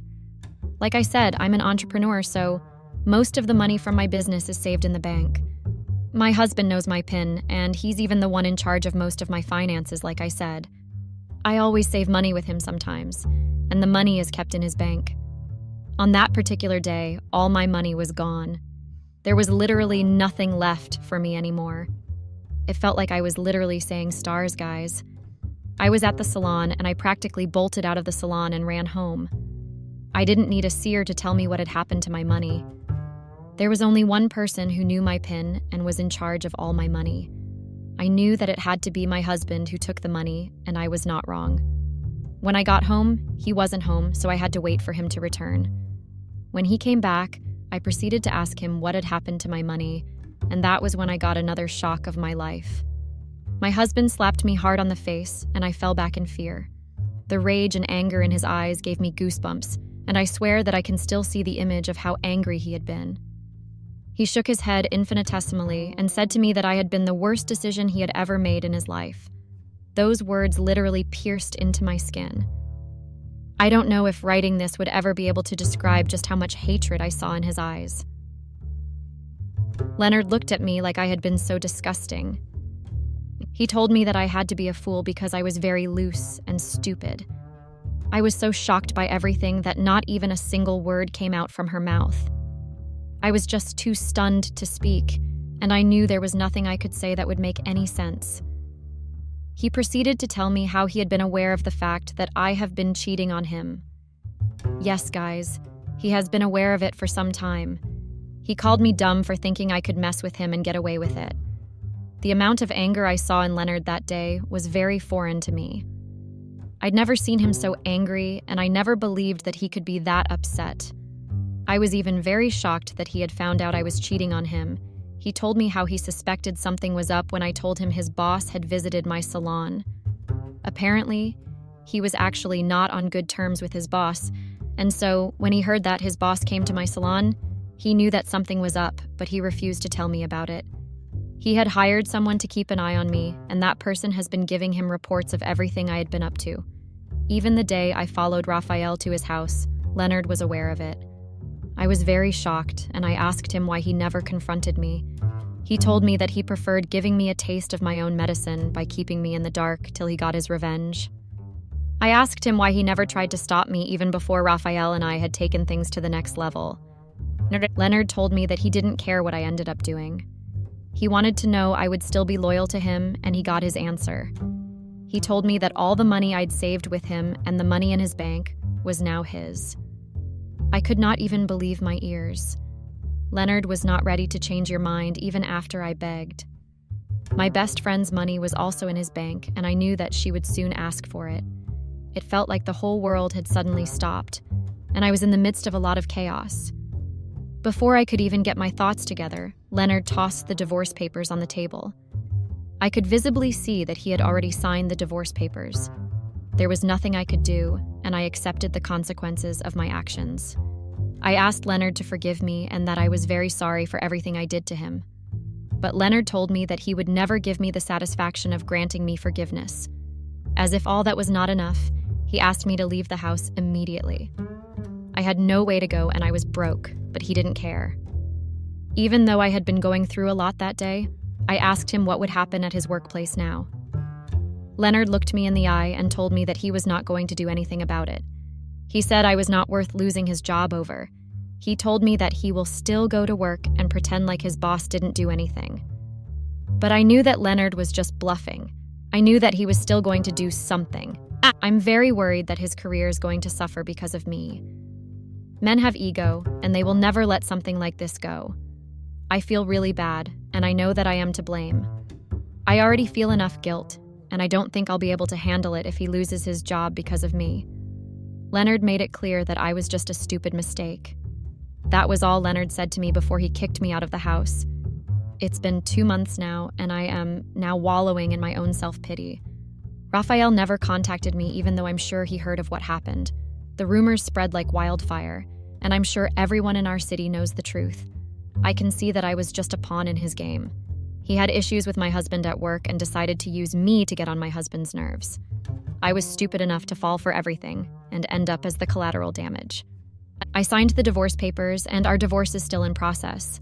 I don't know how I'm going to survive the next few weeks, but I guess I'll survive just like I've survived for the past 2 months. I don't know what to do, Reddit. My guilt is eating me up. I have a court hearing in a few minutes, so I will end this update here. I'll make an update soon after the divorce finalized. Update. I'm now a divorced woman. I cannot even believe that my marriage did not last 3 years. I cannot believe that I made myself fall prey to a lot of things. I am miserable, Reddit. I don't know how to get my life back together. The comments were just as outrageous as I thought they'd be. I didn't expect anything else. You all didn't disappoint at all. I'm still thankful for the comments because it's helped me work on myself even though it's been difficult. The divorce was finalized a few days ago, and since there are no children involved, there was less drama. I got alimony even though it was cut down to the minimum. And I sound like a greedy woman, but what can I do? Leonard took every cent and penny that belonged to me. I'm broke, and I even owe my best friend a lot of money. I tried taking up the case in court, but I lost even before the case began. I didn't have money to hire a lawyer, so I was advised by my parents to just let it go. My parents are devastated and they do not want to talk to me. The only person that has been accommodating is my best friend. She keeps reminding me of her money, and she's also very angry with me, but she has been nice enough to let me stay with her. I discovered that there was actually a lot of drama in Leonard's workplace. Apparently, Leonard already had a fight with his boss. Since his boss is not directly the owner of the bank and is just the head of Leonard's department, he could not do anything to sabotage his career like I feared. Leonard is still working at his bank, and that just makes me pity myself more. The boss and Leonard are trying to keep a cordial relationship at work, and nothing really changed for them. But I am here suffering a lot because of the decision me and Raphael made. The only difference is that Raphael is not at the receiving end of all the drama. I don't think there's anything that could ever describe the level of self-hate I feel right now. But I think I'll be a narcissist if I didn't feel guilty at all. I'd hate myself if I didn't feel bad for what I did. I'm focusing on my business right now so I can be able to pay my best friend back. I'll stop the update, guys. That's all that's been happening in my life. I'm thankful that I started this journey and decided to share my story. Thank you all for listening to me. I knew that my wife was a lover of flashy life, but I had never thought that one day she would leave me for a rich young athlete. I trusted her, and showed her the most precious love that others dream of, but she didn't appreciate anything I had done for her. So she resorted to cheating with a young boy just because he was richer or more affording than I was. I never understand women sometimes. One minute they love you for who you are, not what you offer or put on the table. The next minute she changes and loves someone else. I don't know why I loved her and showed her love too much to a point that I even got comfortable at the fact that she was mine and she would remain mine forever. Never. I mean, never ever give or take all the love that your heart offers and give it to someone who is not your blood. That is one thing I got to learn the hard way. It was not easy accepting it, but life goes on, right? And it has to move on. It taught me that I should rather use like or love that person with my lever, not my heart, because once it breaks, it's not really easy to repair it. I don't know if I dealt with everything the right way, but it was satisfying for me. If there is anyone who once came across the same situation, what was your take? How did you deal with everything? Let me tell you what happened so you can understand my story. So I, M33, met this wonderful, bubbly, yet respectful and sophisticated wife of mine, years back when I was still in university. Well, I was doing my second year in philosophy and science, meaning I was what they call a nerd. I was so obsessed with science and philosophy, so I was always on my books and experimentations. I loved learning about people's lives, especially the people from the past. My wife, 32, was doing marketing studies at Boston College, which was not far from where I was residing at a student's accommodation. I didn't even know that we were living in the same building. So one of the days I bumped into her, I was late for my class, so I was running, and I accidentally bumped her, and she spilled her coffee mug on her and the books I was carrying. I got pretty angry because the books I was carrying had my assignments that were due that day. Instead of apologizing, I told her to look where she was going, then I left her there fuming. A week passed without me bumping into her. I was already feeling guilty for what I had done. I mean, I was the one on the wrong, but I blamed her for my action. I needed to see her, just to apologize at least. So as I was walking to the nearest fast food restaurant, I saw her walking with her friends. When her eyes met mine, she got disgusted, and I knew that I had fucked up. Luckily, they were going to the same restaurant that I was going to. I then got a chance to go to their table and apologize for my jerk behavior. I asked to speak to her, and as expected, she ignored me and continued talking to her friends. I then just blurted out my apology to her. She gave me a hard time, and then I told her that I wanted to make it up to her, or at least replace her shirt that was ruined by the coffee. She eventually told me that she would be free on a Saturday. That was the only time I would get a chance to apologize to her properly and replace her shirt. At least there was some progress, right? That Saturday, I met up with her as I had promised, and we went to the mall. I apologized to her. We started talking about random things and how we didn't know each other while we were living in the same building. Our conversations were smooth and funny. I asked her to choose the restaurant she wanted to eat at, and to my surprise, she chose McDonald's. Well, I was not a big fan of McDonald's, but I had to respect her choice. Since that day, we started getting along. We even exchanged numbers, and that was how our friendship was formed.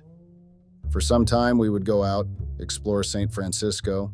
I didn't know how much I was missing out on.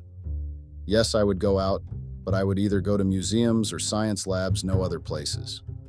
I didn't know the beauty of San Francisco until the day when she forced me to go out with her. I enjoyed every moment I had spent with her. I learned that she was really smart and business-minded because she had a dream of having her own marketing agency. Few months passed. Our friendship was going pretty well. Her friends even started complaining that she was no longer spending time with them, but she didn't care about them. She had taught me a lot about life in general, and that there is life out there to live besides your books and science labs. Every time spent with her was always a bliss. So during those months, we were having an indoor picnic in my room. As friends, obviously, I accidentally kissed her. Well, it was not accidentally because I had been longing to kiss her since the day we went to the mall. Funny enough, she kissed me back, and one thing led to another. One minute we were kissing, and the next our clothes were on the floor. I didn't know that she would act like that. Yes, she was bubbly and carefree, but I didn't think she was a freak and would have accepted the kiss, and things would go that far. We continued doing the deed every now and then. That time we had not even entitled our thing. It was just sex, nothing else. It went on for like 2 months, up until I asked how we were entitling our sex moments. She asked why I called it sex moments because she had thought we were boyfriend and girlfriend. Well, I didn't get that memo, but I was glad that she had suggested that we get into a relationship instead of being fuck buddies. Our relationship was formed. Our relationship was going really great, much to her friends' disapproval. I was glad that she was not ashamed of me and our relationship. I fell in love with her each and every day. As I was a nerd, as they would say, she understood me and my obsessions because she would sometimes go with me to historical sites. We connected very well. I remember when she used to call and ask if I had eaten, and if I had not eaten, I would hear a knock at my door, and there she was with a big container carrying food she had cooked. She knew how to take care of a man in every way. I loved her more for that. So we dated for a year until we elevated our relationship to the next level. That year, I got an internship as an assistant professor in philosophy. It was going to be great for me in my dream career as I wanted to be a political scientist. The money I was making was enough for me to get my own place and propose to Bianca, my wife. I proposed to her 2 months after she had moved in with me. That time, she had also started her own social media marketing platform, and she was doing pretty well in her job. I was really proud of her. She was also going to graduate that year, so things were going well on her side. Everything was going well on our side, if I may say. So as she was doing her social media marketing, she would sometimes go and meet up with either influencers or other people who needed her talent and skill in marketing. We were so happy and lacked nothing. She continued being the great fiancé who knew how to take care of a man. She always made sure to come back earlier at home so she could cook for her man. I really appreciated her in my life. She had already met my family and they welcomed her very well. I mean, who wouldn't? She was a goddess inside and out. She was what we call beauty with brains. And everything was settled after she had met my family. Her family was living in Brazil, so it was not easy to meet with them since we were both busy in our lives, but she had introduced me to them via Skype, and I saw that they were good people. a family of respect and values. I then understood where she got the qualities of a wife. Her mother was a very kind woman and she valued respect and genuine love. She reminded me of my own mother. I was glad I had chosen a girl who came from a well-groomed family. Little did I know what I had put myself into. Well, 9 months passed and we decided to tie a knot. We didn't want any drastic and attention-seeking wedding, so we opted for a nice, intimate wedding ceremony with our close friends and family. Well, I didn't have any friends. My friends were my brothers, so I had invited a few of my colleagues. That was the day I had trapped myself in a deceitful and unfaithful situation in my life. Only if I had known that I was making the biggest mistake of my life. 5 years later, my wife had started her own marketing agency. On the other hand, she got pregnant with our firstborn baby boy. We were so happy and so much in love, you know. I had also become a political scientist and life was great. Things also started changing in the 5 years after my son was born. Bianca was a lovely mother. I won't lie on that, but she would get a lot of clients that would want her agency to do the marketing, especially when there would be big events.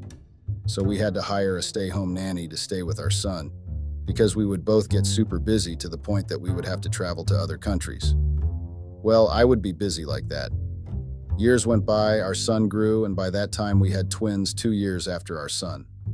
The family was growing stronger each day, the money was coming in, and we were happy. So one day there was going to be the Olympic Games that were held in Tokyo, so we decided to go and attend the Olympics and also go on a family vacation. It was really awesome having to spend time with my time.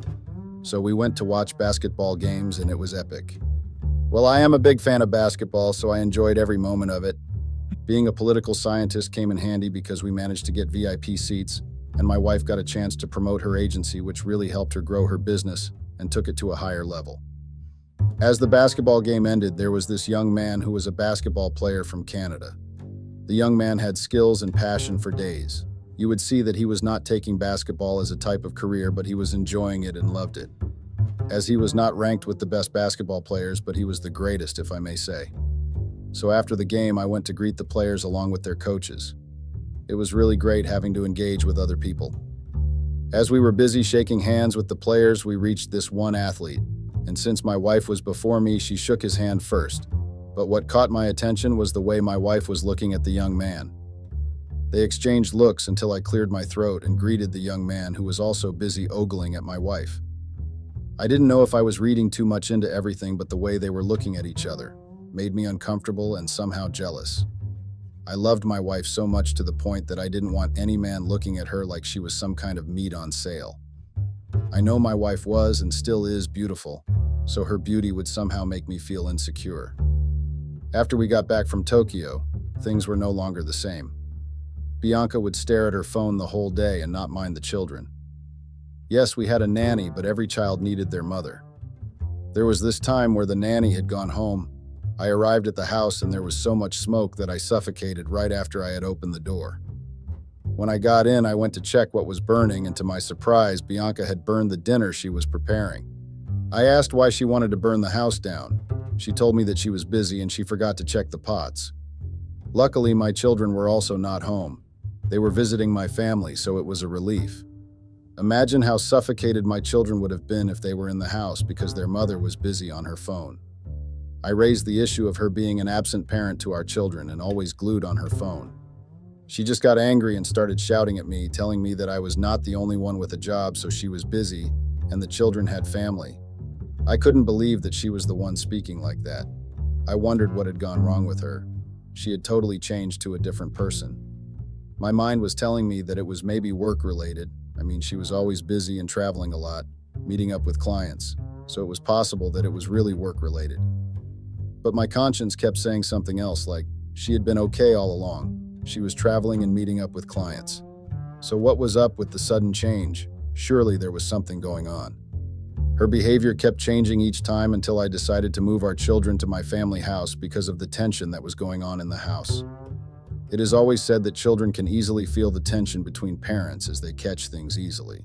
So it was my best choice to move them so I would be able to deal with the matter. A few months later, after I had seen that my wife's behavior was not changing, even after I had tried addressing the issue and requested that we visit a couples counselor so we could find the root of our problems, She rejected my request and told me that there was nothing wrong with her. Obviously, she was going to say that so she can dismiss me, but I was worried about our marriage because it was hanging on a cliff. And I was scared that once it loses the grip, it would fall and break. So since she didn't want to meet me halfway and help me solve whatever problem we were facing, I decided to take matters into my own hands. I knew I had to find a way to get to the bottom of everything. So I asked one of my good friends that I had built a friendship with when I was still an assistant professor. He was also doing an internship in the IT and computer department. He was a computer geek, which was why I asked him to help me hack my wife's phone.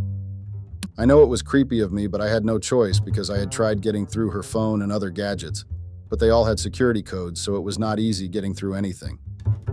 My friend helped me find everything that was in Bianca's gadgets. The things I got really shook me. I had thought I knew my wife, but it was clear that I didn't. I thought I had married well, but what she was doing was something that I never thought she would do. My knees got weak and I couldn't believe it when I found out that she was busy flirting with a basketball player, the one I had seen staring at each other with bedroom eyes.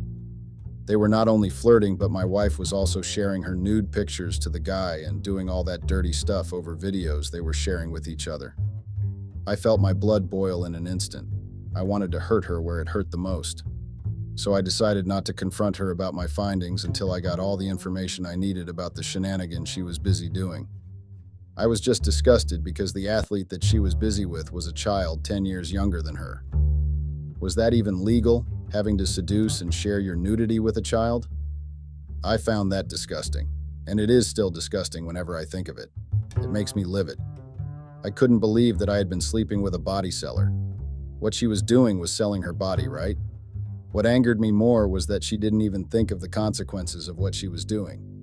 Her marketing agency was doing well, and if those pictures and videos were to come out, her reputation and her business would be ruined. She didn't think of our family, the children, and everything else. As I continued digging more with the help of my friend, of course, I figured out that they had shared some moments together after the Olympic game that we went to watch in Tokyo, meaning I was left at the guest house in Shinjuku sleeping with the kids and she went to the young athlete. But I should have figured things out when we got back from Tokyo from the changes she had made. She was no longer the wife I had married. So I found out that the young athlete was actually the richest and youngest basketball athlete in Canada. In my type of work, we call people who do what Bianca did with that young man as molesters because there was no way a grown woman would enjoy intimacy with a child. Not just any child where you are older by 2 or 3 years, but 10 full years. That was just a pure abomination. I was so disappointed at Bianca. I mean, why would she leave her warm and loving home and go outside her marriage to do such a disgusting act? Where did I go wrong? I felt like I was not a man enough, or she was not satisfied enough in our marriage, so she resorted to getting satisfaction outside our marriage with a young athlete. I started doubting my man capabilities and strengths because what she did really bruised my man ego. I felt like I was less of a man. There was no way I was going to just leave things as they were. I needed to teach them a lesson. They would never forget, even if they liked. I was hungry for vengeance. My heart was shuddered and hurt, and it wanted revenge. I couldn't allow them. Well, more like I couldn't allow Bianca to toy with my heart like that and think she would live a happy life and live it to tell a tale. I kept quiet for a few weeks, hoping that she would change. Mind you, that time I had planted a bug on her phone, so it was easy to monitor wherever she was going. During that week, I decided to get back home earlier and prepared dinner for my wife. I was trying to add and renew the spark in our marriage. That day, she came back very late and made an excuse that she was busy at work. But I had already seen that she left her office in the afternoon and went to a hotel not far from where she was working. I knew that her meetings with clients didn't last longer than 2 hours, but that one lasted 5 hours longer, which meant that she was in a very important meeting. Maybe she was meeting the great God himself. I was made a fool. I mean, even a fool could see if he is being made a fool, right? And that was what Bianca was making me. But fools also get tired of being fooled. When she came back, I asked to speak with her, which she dismissed and told me that we would talk some other time, and told me that she was tired. I knew there and then that the young athlete had taken my wife and I had lost her to him, so I continued being the present parent in my children's lives, meaning I was spending more time at my family house because I couldn't get my children back to the toxic environment. Bianca was becoming a regular at that hotel that she was busy going to. One day I decided to just follow her and go to that hotel. When I got there, I saw her coming from one of the hotel rooms with the young boy, and they were busy laughing and acting all lovey-dovey and touchy-feely. I got worked up to a point that I approached them, and one thing I noticed was the evil look my wife gave me. She looked at me with so much hate in her eyes.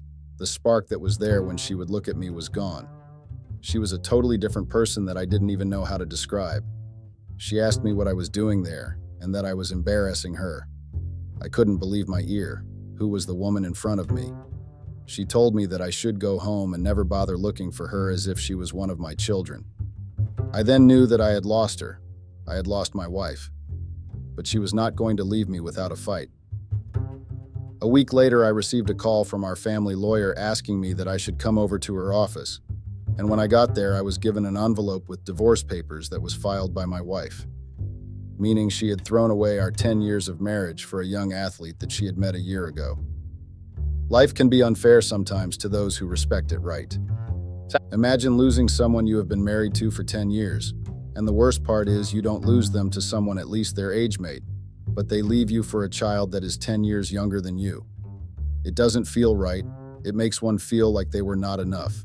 And no wonder most people resort to alcohol and drugs, some to fall into depression, and some end up committing suicide.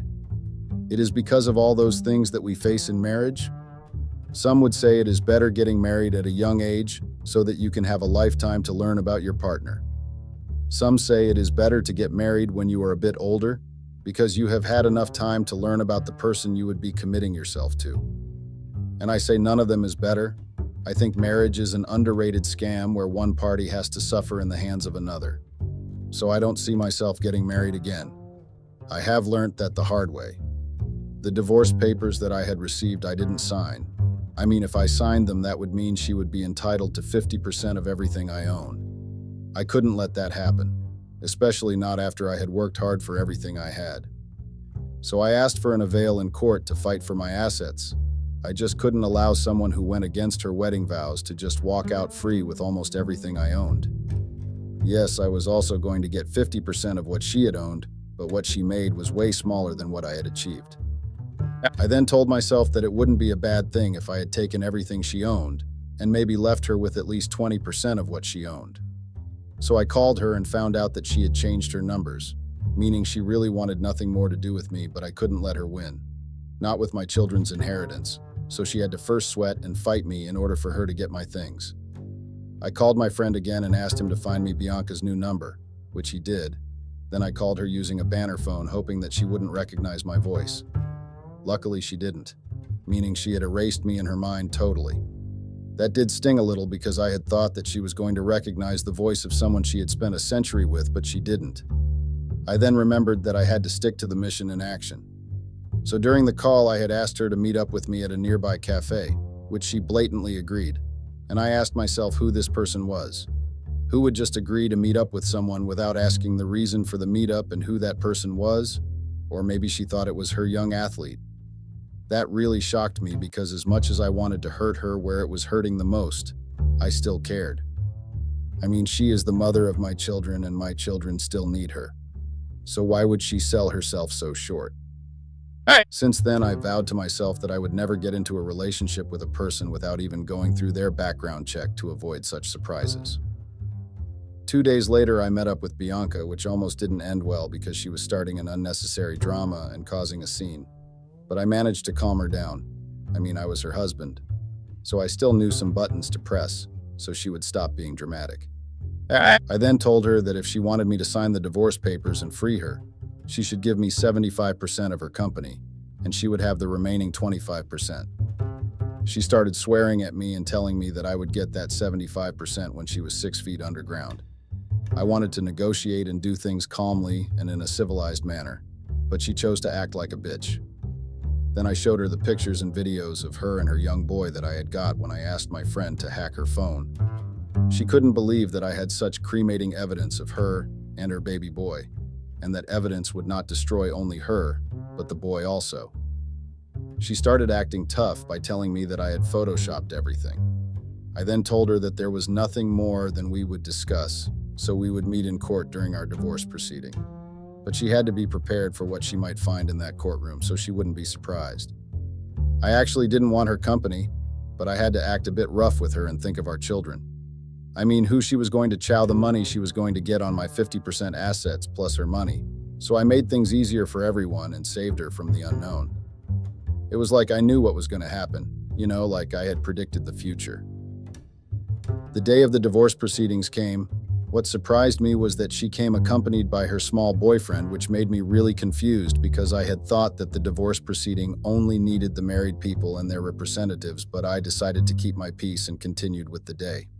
So my legal representative raised the issue that my wife was the one who was cheating, which means she had performed adultery in our marriage, so she didn't deserve anything that was mine. She started throwing tantrums that were unnecessary. I didn't understand why she was fighting for my assets while she had hers, plus a rich baby boyfriend who was an athlete, which should have been a cherry on top. But she wanted to be greedy and selfish and want everything, not thinking about her children and their future. I was so disappointed in her. I had thought she was smart, but she was the dumbest person I had ever come across. Weeks later, she had tried tarnishing my name and my reputation on social media, but things backfired badly. Mind you, I didn't even share the cremating pictures and videos. Her baby boyfriend did the work on my behalf. I was surprised because the boy was with Bianca at the court not so long ago, and they were in love. Or that was what people thought and looked happy. So what would have made the boy release such disgusting and cremating things about his lover? So I asked my trusted friend to dig deep on what was really happening. I found out that the young athlete had broken things off with Bianca, and things were not looking very good on Bianca's side. The young athlete had gone back to his home country in Canada, so Bianca was left with nothing. Mind you, she had signed the 75% under our children's names, though she didn't know that. She thought she had signed them to me. I somehow felt bad for everything that was happening, but my heart and conscience was like, let karma take its place and play its role. Karma was dealing with her so badly to a point that she went back to my family home and asked for forgiveness. Because my mother had a very kind heart, she welcomed her in. Her reputation was drained, her business gone. Well, only 25 perfect was gone because the other 75 was still safe, even though it was no longer under her name. Her life became a mess. She slowly drowned into depression and somehow resorted to drugs. My mother called me and told me that I had to rush home, which was when she had explained everything to me and that I should help Bianca. A part of me didn't want to help her. I mean, not so long ago, she was throwing insults and tantrums at me for wanting half of everything I had owned. I was glad that I had fought tooth and nail to keep my things. I mean, imagine if I had signed the divorce papers and agreed to give her 50% of all my assets. That would have meant that she would have also lost it to her Canadian young athlete. So I went home and saw the state Bianca was in. It was really saddening, so I listened to my mother and I got her help. Not because I wanted to help her, but because my mother had asked me to, plus my children couldn't keep seeing their mother in that traumatizing state. My mother told me that it had been 6 months since she had moved to my family home, and she didn't want to call and tell me that earlier because I was still upset, and that she knew that I was not going to agree for her to take Bianca to our family home. Which was very much true because as much as she was the mother of my children, I wanted nothing that had to do with her. I hated even her scent. So my mother did well by not telling me because I would have driven from Houston to Dallas to drag her out of my family house. She had really hurt me in the worst possible way when she was still drunk and swimming in love and head over heels over a young athlete just because he was rich, or she wanted fame since the boy was well known. Anyway, as I had listened to my mother, I decided to take Bianca to Recover Texas rehab so she could get the help she needed because she had turned to be a druggie just because of a small athlete. She spent 9 months in rehab, and when she got out, she was back to being the Bianca I had fallen in love with, but I was never going to get back with her. Even if she cried at a waterfall, I was not going to give in. All I did was for our children to get a chance with their mother. So one day she asked to speak to me. She told me everything that had happened and that the boy had started being abusive after he had scammed her off her company and dumped her. She started apologizing and told me that she was regretting everything she had ever done to our family. To tell the truth, I didn't care anymore about her apologies, just as long as she was going to be a mother to our children and cover the time she had lost. So I just told her that I had long forgiven her, but there was no way she and I were going to become a family again. The only thing that was connecting us was the kids either, than that we were and still are nothing to each other. I was just glad that she had gotten help and she was back to being a mother. Once I saw that she had fully recovered, I gave her a position of being a CEO at her marketing agency. I know, right, but it was no longer hers. It now belongs to the children. So she was and still is an employee. That was the least I managed to help her with, and told her to find another place to live in, because I didn't want her getting comfortable at my family home, and agreed that she was not going to stay with the kids, but she would visit them whenever she missed them, and everything was settled. I was happy with my life. I moved on from the past and focused on the present and the future. Did I handle everything well and did well by helping Bianca what she had done to me and our family? Or should I have let her suffer like how she was after the young athlete had dumped her? Do you think she is still going to go back to being the Bianca she was when she was still dating the young man? Please advise.